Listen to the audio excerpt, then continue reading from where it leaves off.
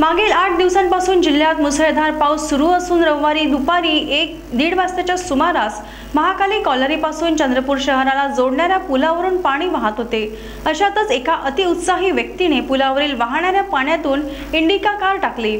दरम्यान पूरग्रस्त पूल ओलांडणे 2 जणांना महागात पडले असून कार स्वारांचे प्राण थोडक्यात वाचले, मात्र त्यांची कार पुराच्या पाण्यात वाहून गेली। या घटनेचा एक व्हिडिओही सोशल माध्यमावर सध्या व्हायरल होत आहे, ज्यामध्ये कार पुलावरून वाहत जाताना दिसत आहे।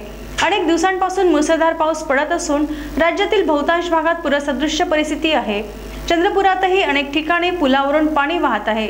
शहराला महाकाली कॉलनीला जोडणाऱ्या पुलावरून पाणी वाहत होते, तरीही कार चालकाने जीवाची पर्वा न करता कार पुढे दामटली।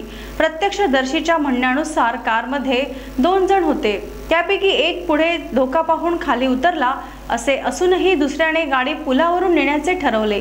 गाडी पुलाच्या मधोमध अडकून नदीच्या पाण्याबरोबर वाहू लागल्याने त्याने गाडीतून उतरून स्वतःला झाडाला लटकवून आपला जीव वाचवला।